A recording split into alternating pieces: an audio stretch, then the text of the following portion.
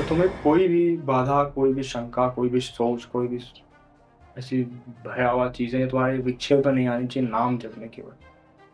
नाम जप निरंतर चलना चाहिए। तुम्हारे दिमाग में, मन में ये चिंतन ही नहीं होना चाहिए कि इसका फल हमें मिल रहा है, नहीं मिल रहा है। क्योंकि नाम में अपार प्रभु की अपार महिमा है महाराज।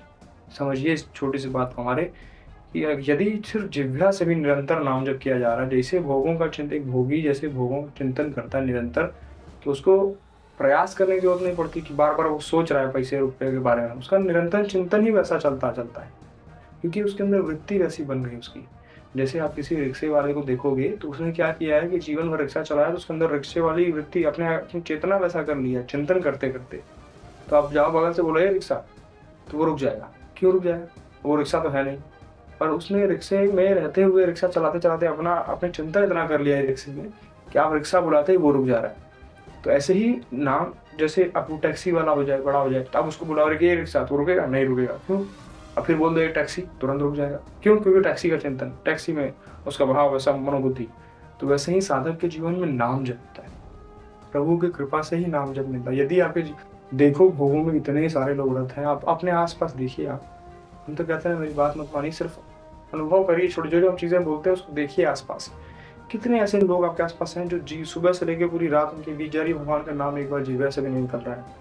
भूल के भी नाम नहीं निकल रहा है, इतने भोगों में रत है। यदि आपके मुँह से नाम निकल रहा है, वाणी सुनने को मिल रहा है, कानों को श्रवण हो रहा है, ये सब चीज़ें भगवान संतजनों की बातें स्वाध्याय हो रहा है, शास्त्र अध्ययन कर रहे हैं आप, भजन पूजा जो भी थोड़ा बहुत आप करते हैं, कर रहे हैं यदि, तो अपने ऊपर भगवान की अहेतुक कृपा मानिए। क्योंकि आप जैसे हम बार-बार हमने कहा है कि आप मानो ना मानो, ये मकान नींव पे खड़ा है, नींव दिखाई नहीं देती। अब आपके मानने ना मानने से तो नींव हटेगी, नींव है। ठीक उसी प्रकार ये जन्म, ये योनि हमें इसीलिए मिली सिर्फ़ भगवत प्राप्ति की इसी योनि में की जा सकती है, और किसी योनि में आप उठा के देखो सब भोगों में रहते हैं। पशु, पक्षी, चिड़िया जो भी आप किसी को भी उठा के देखो, भूत, प्रेत आदि ये लोग भजन नहीं कर सकते। ये लोग भजन करके इस चक्कर से पार नहीं, सिर्फ़ एक मनुष्य योनि के लिए दुर्लभो खा गए, दुर्लभो शरीर खा गए, क्योंकि देवता लोग भी तरसते हैं बैठ के, हमें मृत्यु लोक पे ये चीज़ें मिले, शरीर मिले और भगवान का भजन करके पार हो जाएँ, इस 84 के चक्कर से ही पार हो जाएँ। तो क्यों ना हम बड़ी तैयारी करें, छोटी तैयारी क्यों करें? क्यों फिर से बार-बार ये 1000 बार ये भोग भोग चुके हो, जिस चक्कर में तुम पड़े हो। हज़ारों बार ये भोग तुमने भोगा है और फिर तुम्हारा मन उसी चेतना बार-बार उसी में ले जा रहा है। क्योंकि नाम जप नहीं, नाम जप निरंतर, नाम की अपार महिमा बताई संतों ने, और नाम सबसे बड़ा, नाम ही से बड़ा नाम होता है, जिसके अंदर जो साधक नाम जप के जीवन, जिसके जीवन से निरंतर नाम जप, वो जो बोल दे वो सत्य वचन हो जाता है। इसलिए बहुत बच के निरंतर नाम जप करना है, खूब छुपा के भजन करो, किसी कोई जानने ना पावे। जब सच्चा नाम जब आपके अंदर चलने लगेगा, आपका भाव वैसा होने लगेगा, तो आप देखो अपने अंदर झाँकना, आप देखोगे कि आपसे कोई बात करेगा तो आपका संभाषण में बात करने का मन नहीं करेगा। आप सोचोगे हमसे कोई बात ना करे हमारा भजन छूटेगा, ये बात करने आ रहा है, अगर हमारा डरोगे, ये बात करेगा हमारा नाम जब छूटेगा।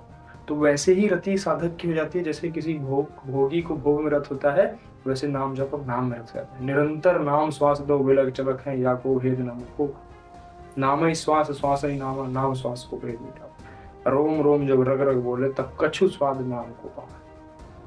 तो जब रोम रोम नाम चले लगता है निरंतर प्रभु का नाम, प्रभु अपार महिमाशाली है, पूरे चराचर का पालन कर रहे हैं। मूकम करोति वाचालम पंगुम लंघयेत गिरिम, देखिए ना पूरे भगवान को, पूरे चराचर को पाल, छोटा सा जीव हो तो उसका पेट भर रहा है, हाथी को इतना भोजन चाहिए, कुंटलों भोजन चाहिए तो उसका पेट भर रहा है। सबकी कृपा किए हुए, उनके भरोसे रह के हम उनकी तरफ क्यों नहीं मुड़ते?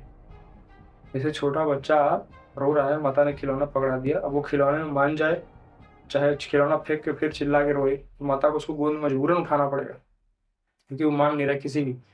और नहीं तो फिर आप भी ऐसे ही, हम भी इतने सारे माया का प्रपंच रचे हुए हैं, प्रभु के सब माया प्रभु की है। मम माया दुरत्या प्रभु कहते हैं। तो माया आप खिलौना है, खिलौना ले लो, खेलो, ये कई जन्मों से खेलते चले आ रहे हो, अभी भी खेलना है खेलो, पर नहीं, सब कुछ त्याग के भगवान के लिए रोना शुरू करो, अभी आ जाएंगे। एक नाम, हम बोलते हैं ना एक नाम काफी है, पर वैसा भाव एक नाम, उस वैसा एक नाम बनाने के लिए जन्म जन्म मुनि जतन कराए, अंत समय हरि नाम है कि मुख में अंत समय कम से कम नाम आ जाए, क्योंकि जैसा चिंतन होगा वैसी ही गति होगी, जैसी मति अंत में होती है वैसी हमारी गति होती है।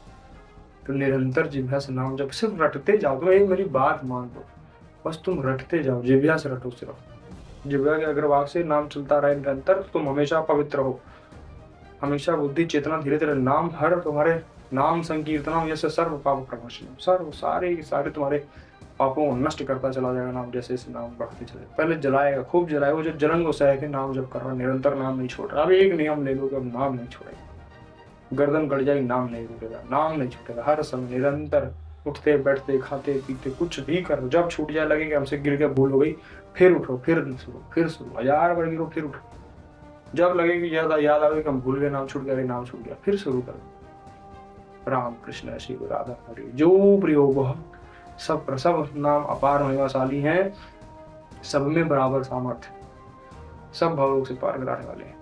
विनती मानिए, नाम जप में पार में, नाम जप निरंतर करिए, हर समय करिए, कुछ भी कैसे भी किसी भी परिस्थिति में किसी भी प्रकार से करिए। नाम जप हमेशा फलदायी है, लाभकारी है आपका। हर हर महादेव।